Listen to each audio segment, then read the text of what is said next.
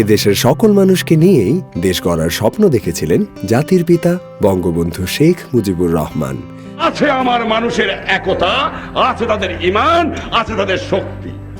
এই মনুষ্য শক্তি নিয়েই এই বাংলাকে নতুন করে গড়ে তুলতে চাই। তিনি চেয়েছিলেন এদেশের মানুষের নিরাপদ জীবন, আর তাই সংবিধানে অন্তর্ভুক্ত করা হয়েছিল সামাজিক নিরাপত্তার অধিকার। এরই ধারাবাহিকতায় মাননীয় প্রধানমন্ত্রী শেখ হাসিনা দেশের সর্বস্তরের মানুষের আর্থিক নিরাপত্তা নিশ্চিতকল্পে এক যুগান্তকারী নির্বাচনী অঙ্গীকার ঘোষণা করেন। সার্বজনীন একটা পেনশনের ব্যবস্থা করতে যাচ্ছি, তাদের একটা সুরক্ষিত জীবন দেওয়া।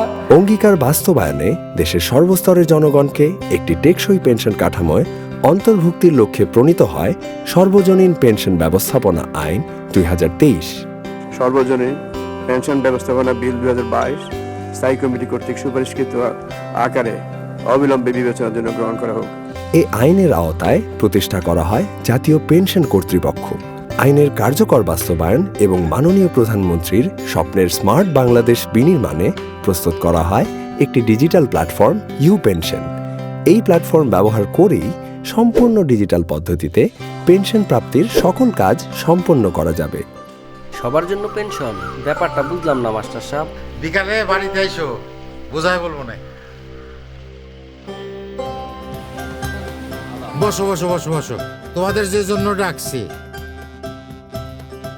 বৃদ্ধ বয়সে মানুষের আর আয় উপার্জন করার সুযোগ থাকে না, সন্তানরাও নিজেদের জীবন নিয়ে ব্যস্ত হয়ে পড়ে।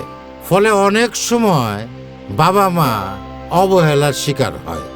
তাই বৃদ্ধ বয়সে সবার অর্থনৈতিক নিরাপত্তা নিশ্চিত করার জন্য সরকার সবার জন্য পেনশনের ব্যবস্থা করেছে। সবার লেগে পেনশন? আরে হ্যাঁ, দেশের যে কোনো প্রাপ্তবয়স্ক নাগরিক নিজের এনআইডি ও মোবাইল নম্বর দিয়ে খুব সহজেই পেনশনের জন্য রেজিস্ট্রেশন করতে পারবেন। কিন্তু সবাই তো সরকারি চাকরি করে না, পেনশন পাবে কেমনে? পাবে, কারণ ভিন্ন ভিন্ন পেশাজীবীদের জন্য আছে ভিন্ন ভিন্ন পেনশন স্কিম।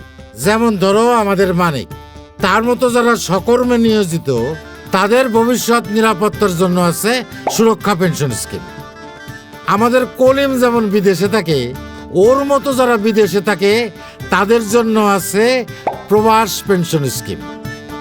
আনুসিং মার্মা যেমন বেসরকারি চাকরি করে, তাদের জন্য আছে প্রগতি পেনশন স্কিম। এছাড়া সমাজের স্বল্প আয়ের মানুষের জন্য আছে সমতা পেনশন স্কিম।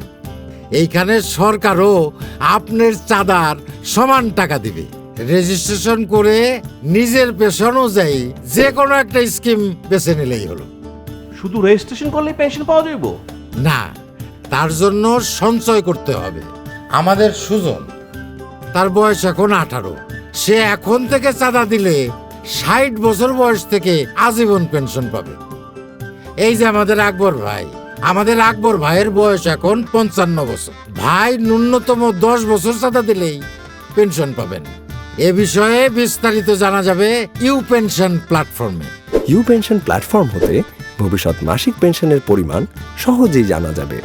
নিবন্ধনের পরে যদি চাঁদাদাতা মারা যায়, চাঁদাদাতা পেনশন পাওয়ার পর মারা গেলে তার 75 বছর পূর্ণ হওয়া পর্যন্ত মাসিক পেনশনের অর্থ তার নমিনি পাবেন।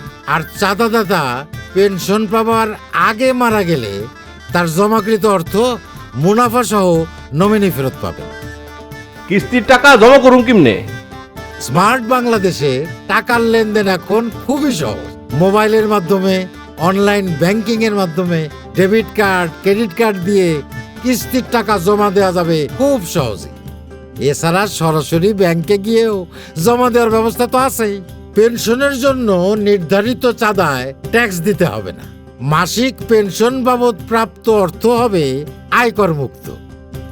সুখে ভরবে আগামী দিন, পেনশন হবে সর্বজনীন। জনসাধারণের নিরাপদ ভবিষ্যৎ রচনায় সর্বজনীন পেনশন স্কিম মাননীয় প্রধানমন্ত্রীর অন্তর্ভুক্তিমূলক উন্নয়ন কৌশলের একটি অত্যন্ত গুরুত্বপূর্ণ সংযোজন এবং কল্যাণমূলক রাষ্ট্র প্রতিষ্ঠায় একটি মাইলফলক।